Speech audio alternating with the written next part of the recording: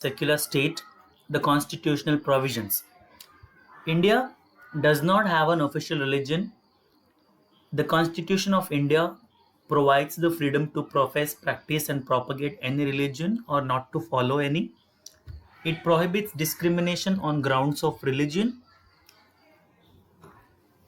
It allows the state to intervene in the matters of religion in order to ensure equality within religious communities. It bans untouchability also.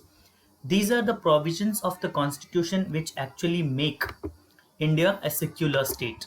So we have religious freedom from which we can actually follow any religion of your choice.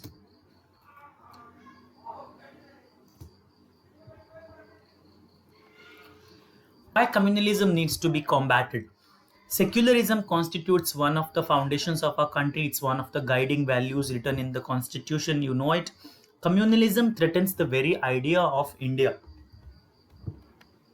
What can be done to combat communalism? A secular constitution like ours is necessary but not sufficient to combat communalism. For example, communal prejudices and propaganda needs to be countered in everyday life. The religious leaders who try to take the matters into their hands and politicize the religious matter for their own benefit needs to be stopped. Religion based mobilization needs to be countered in the arena of politics.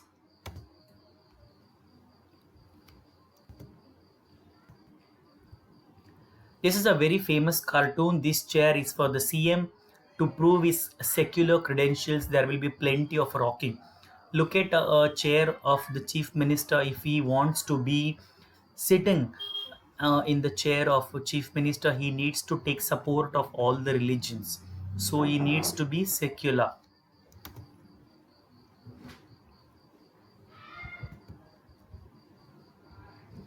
Now we will proceed to the next, that is caste and politics. Caste division is special to India. Hereditary occupational division was sanctioned by the rituals. You already know it that the caste was hereditary and it was an occupational division having the Brahmanas, Shudras, Vaishyas, and Kshatriyas. Members of the same caste group were supposed to form a social community. It was practiced on the same or similar occupation. If your father is a goldsmith, then you would be a goldsmith. Your caste would be called as a goldsmith. But now the things have changed. Married within the caste group, it becomes a community. Did not eat with members from other caste group based on exclusion, discrimination against the outcast group. Those people who are not assimilated in the mainstream are called the outcast and they are excluded. Outcasts subjected to the inhuman practice of untouchability, who were all outcasted from the mainstream, were all subjected to the practice of untouchability. Now, many political leaders and social reformers advocated and worked to establish a society in which caste inequalities are absent. Right? Remember names of Ambedkar or Periyar. Now, all the religious leaders are worried is only because of your vote. Look at this cartoon.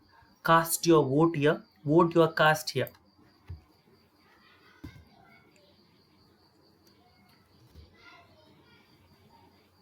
Changes in caste and caste system. As the last point is mentioned, that a lot of political leaders and social reformers have tried their best to bring some changes, reforms in the casteism. For example, Jyotiba Phule, Gandhiji, B.R. Ambedkar, and Periyar Ramaswamy Naikar. Other socio-economic changes like economic development, large scale urbanization, growth of literacy and education, occupational mobility, and the weakening of the position of the landlords have helped the caste hierarchy to break down. This is a question probably asked for 3 marks.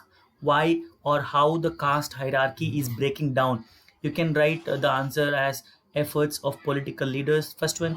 The second one is large scale urbanization. Third one, growth of literacy and education. As you become more educated, you are not able to, or you are not practicing untouchability, occupational mobility. What is occupational mobility? Is that you've got a job and you get promoted to another job. Occupational mobility, that is only possible when you're educated.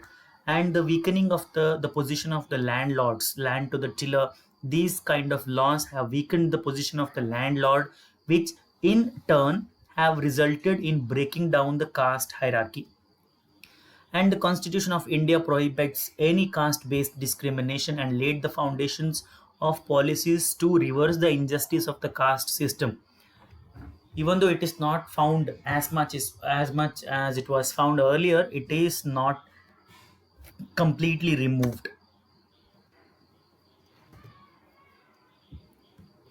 Caste system current scenario has not disappeared from contemporary India. Most people marry within their own caste or tribe. They do not want to marry as intercaste or interreligion. Leave alone interreligion, nobody will get married. Intercaste also they will think. Untouchability has not ended completely despite constitutional prohibition. It is there in the law, but people even today practice untouchability. Caste groups that had access to education under the old system have done very well in acquiring modern education, but the caste groups which did not get an access to education are yet to be. That's why the idea of reservation, remember, the reservation comes from here. Caste groups that did not have access to education have naturally lagged behind to bring them, compete them with the caste groups that had access to education. The reservation is given.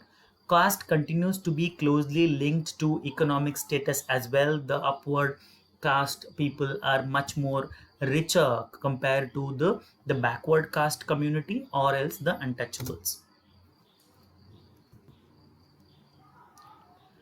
Why there is a disproportionately large presence of upper caste among the urban middle class in our country? It's the effects of centuries of advantages and disadvantages continue to be felt today. It is because the caste groups that had access to education under the old system have done very well in acquiring the education.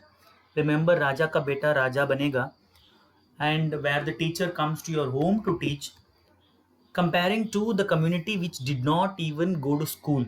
Those groups that did not have access to education have naturally lagged behind. That is why there is a disproportionately large presence of upper caste among the urban middle class. Think, pair, share. This is in 2001 the number of people based on the religion. You can see here